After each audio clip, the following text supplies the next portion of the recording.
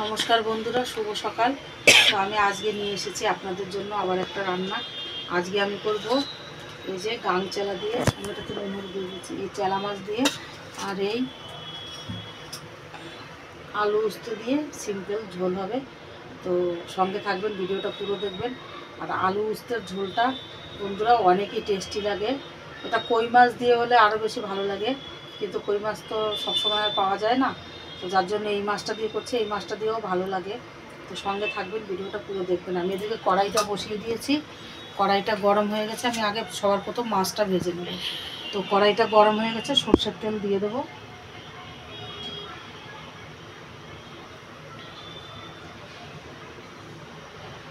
মাছটা বেশ লাল লাল করে বন্ধুরা ভেজে নেব। আর এদিকে নুন হলুদটা মাছে ভালো করে মেখে নেব।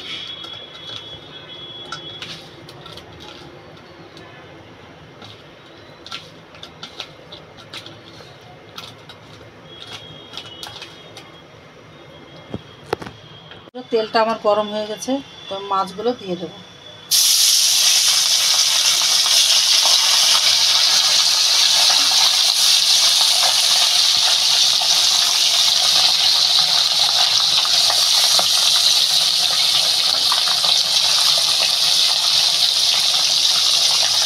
সাথে বন্ধুরা আমি এই আলু আর উচ্ছেটা কেটে নেব। এই আলুটা তুলে নিচ্ছি।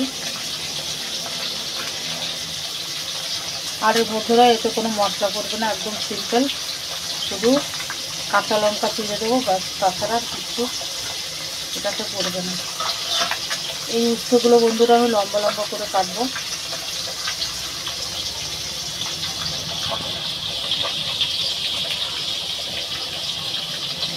এরকম পাতলা পাতলা লম্বা লম্বা করে কেটে নেবো, এরকম করে।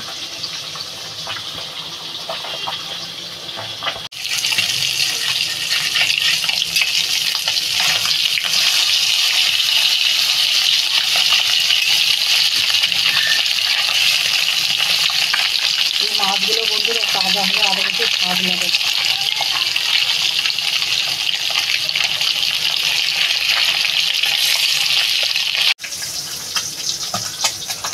আর আমার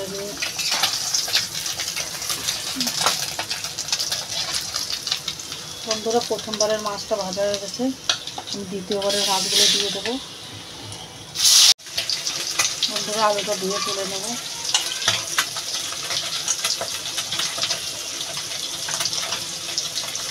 আলুটা বন্ধুরা এরকম লম্বা লম্বা করে কেটে নিয়েছি আমি, আর উচ্ছেটাও লম্বা লম্বা করে কেটে নিয়েছি।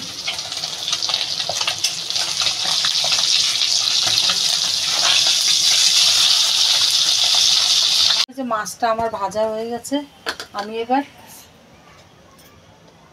এবার এই উস্তেটা আগে ভেজে তুলে নেব তরকারিটা বসানোর জন্য। এই উস্তেটা পুরো তেলে ভেজে তুলবো বন্ধুরা। উস্তেটা তেলে ভেজে তুললে কী হয়, অনেকে বলেন না কি উস্তের তরকারি তিতো হয়। উস্তের তরকারি এই উস্তেটা তেলে ভেজে আগে তুলে নেবেন, কখনোই উস্তের তরকারি তিতো হবে না, একদম তিতো হবে না। যাদের বাচ্চারা খেতে চায় না উস্তের তরকারি, এমনি করে রান্না করে দেবেন, দেখবেন বাচ্চারা খেয়ে নেবে। যে বন্ধুরা উস্তেটা আমার ভাজা হয়ে গেছে, আমি তুলে নেব।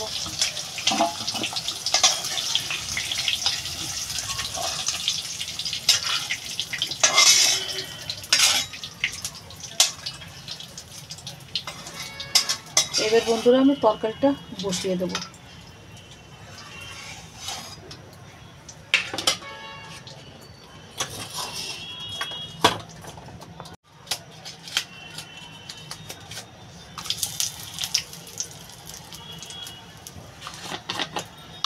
বন্ধুরা এটাতে দেবো আমি রাঁধুনি ফোড়ন। রাঁধুনি দিয়ে দিলাম। আমি এবার আলুটা দিয়ে দেবো।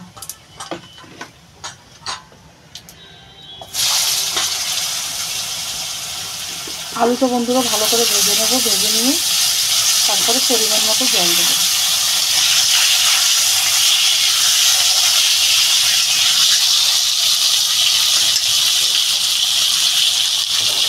আলুটার ভিতরে বন্ধুরা আমি নুন দিয়ে দেবো স্বাদ মতো।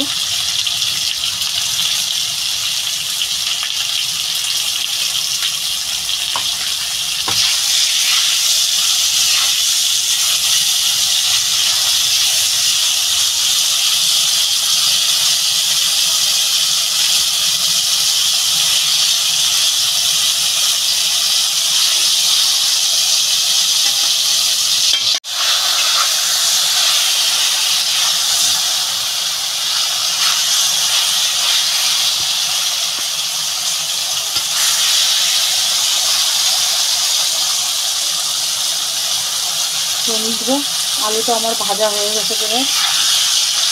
আমি এবার এটাতে দিয়ে দেবো হলুদ, দিয়ে দেবো পরিমাণ মতো।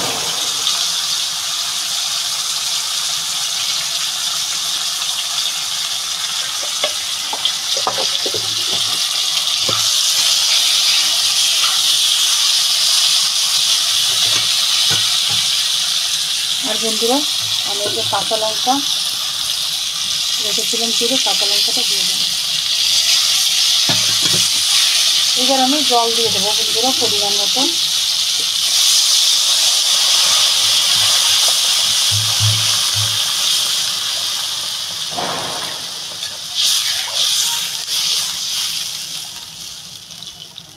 আমি এবার তরকারিটা ঢাকা দিয়ে দেবো।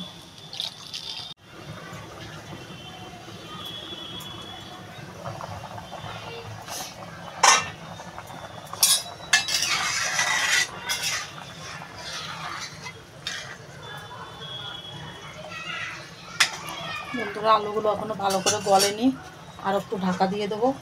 আলুটা গলে গেলে তারপরে আমি উস্তেটা দিয়ে তরকারিটা নামিয়ে নেব।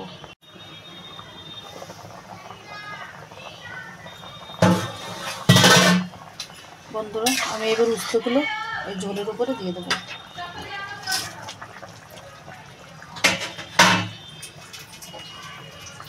দেখুন আলুগুলো গলে গেছে খুব সুন্দর। এবার হালকা একটু জাল দিয়ে তরকারিটা নামিয়ে নেব। আমি এবার এই মাছগুলো দিয়ে দেবো।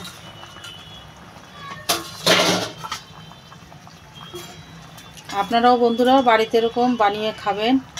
এখন গরমের দিন এসে গেছে, যত হালকা সবজি তেল মশলা কম খাবেন ততই ভালো। আর উস্তেটা তো দেখেন এমনি উপকারী, ঠিক আছে না? আর এই তরকারিটা না গরমের দিনেই বেশি বন্ধুরা ভালো লাগে। বাস একটু ফুটলে আমি তরকারিটা নামিয়ে নেব। উস্তেটা বন্ধুরা ঝোলের উপরে উস্তেটা দিয়ে বেশি জাল দিতে হয় না, বেশি জাল দিলে পরেই তাহলে তিতো হয়ে যাবে। আর উস্তেটা ভেজে নিলে একদমই তিতো হবে না। আর উস্তেটা সবসময় চেষ্টা করবেন ঝোলের উপরেই দেওয়ার। ঝোলের উপরে উস্তে দিলে পরে তাহলে উস্তের তরকারিটা তিতো হয় না। আর যদিও আপনি আলু আর উস্তেটা একসঙ্গে দিয়ে যদি কষিয়ে তারপরে বসানোর চেষ্টা করেন তাহলে বন্ধুরা সবজিটা তিতো হয়ে যাবে। এই যে রান্না করেছি বন্ধুরা এক ফোঁটা তিতো হবে না। আমার বাচ্চারা এইভাবে খুব পছন্দ করে এবং এইভাবে আমার মাও এইভাবে রান্না করতো। আর ওই মার দেখে আমিও এইভাবে করি, তো একদম তিতো হয় না উস্তের তরকারিটা। এই যে বন্ধুরা হয়ে গেছে আমার গাং চেলা দিয়ে আলু উস্তের তরকারিটা।